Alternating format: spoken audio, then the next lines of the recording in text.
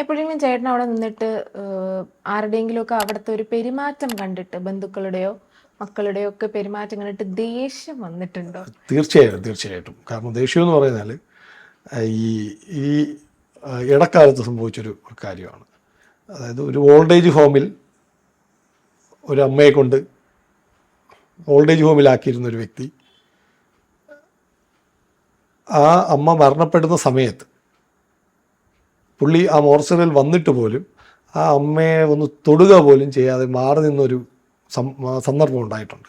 അതൊക്കെ ഒരു മനുഷ്യനെന്ന നിലയിൽ വളരെയധികം ഒരു ഫീലിംഗ് ഉണ്ടായ ഒരു കാര്യമാണ്. കാരണം ദേഷ്യം എന്ന് പറഞ്ഞാൽ ആ ഒരു സമയത്ത് ഭയങ്കര ദേഷ്യമാണ്. കാരണം സ്വന്തം പെറ്റ അമ്മയെ ഒരു അനാഥ ഓൾഡ് ഏജ് ഹോമിലാക്കി ആ അമ്മ മരണപ്പെടുന്ന സമയത്ത് പോലും ആ അമ്മയുടെ മൃതദേഹത്തൊന്ന് തൊടാൻ മടിക്കുന്ന ഒരു മകൻ, ആ മകനെയൊക്കെ സത്യം പറഞ്ഞാൽ നമുക്ക് കടിച്ചു കീറി കൊല്ലാനുള്ള ദേഷ്യം ഉണ്ടാകാറുണ്ട്. അങ്ങനെ ഉണ്ടാവില്ല സ്വാഭാവികമായിട്ടും.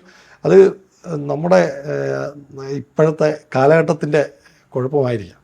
കാരണം സ്വന്തം അത് നമ്മളിങ്ങനെ നമ്മൾ ആലോചിക്കും തോറും നമ്മുടെ മനസ്സിനതൊരു ആ പുള്ളിയെ കാണുമ്പം ദേഷ്യം അങ്ങ് വരും. പക്ഷെ നമുക്കത് പ്രകടിപ്പിക്കാൻ പറ്റത്തില്ല.